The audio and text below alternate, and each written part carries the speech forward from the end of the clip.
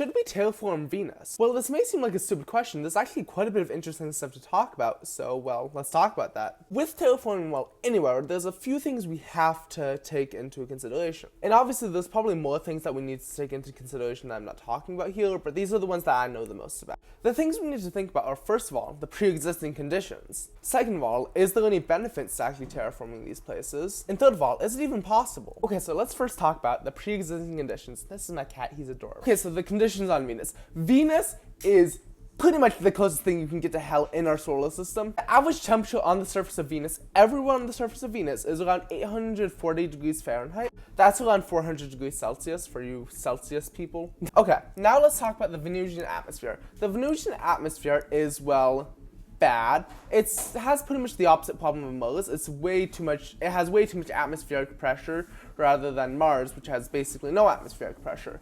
Also, because of the sulfuric acid clouds in the upper atmosphere of Venus, it rains sulfuric acid sometimes, which doesn't seem like it's a good idea to like be there. By the way, if you want to see an actual picture of the surface of Venus, yeah, it's not good. So now we know why Venus is hellish and how its surface is awful right now. But are there any benefits to terraforming Venus? The first benefit is resources. Venus has a lot of minerals, ores, all that good stuff that we really need if we want to be able to continue expanding as a species. Like a bunch of the rare earth metals that we have on Earth, obviously, we're running out of, and a lot of these are needed for electronic components. So if we run out of these on Earth, then if we don't have like them on other planets, then we don't have any more electronic components for electronics. I said electronics a lot. We don't know exactly what resources are on Venus, but we know that there will be at least some that we can find useful. Another potential benefit, and this is the biggest benefit of terraforming overall, is that we can have more room for people. With the way we're going right now, we are going to reach like 10 billion people in the next 100 years, which is a lot of people, and we are going to run out of space and resources fast. As you guys can see, a lot of this leads back to resources. Also, there are a couple benefits that are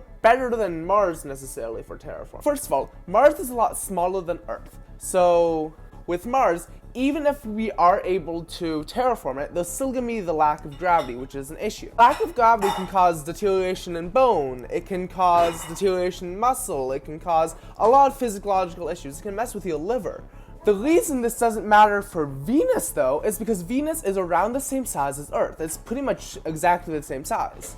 By the way, here's a size comparison between Venus and Earth, and here's a comparison between Earth and Mars. One final benefit, and this is kind of speculation, is that since there was water on Venus for so long, for a couple billion years, I think it was like 1 or 2 billion years, there is a chance if we looked for life there, we might find old ancient life that died off a while ago. So for the final talking point, is it even possible? Well, the short answer is no, not with our current technology.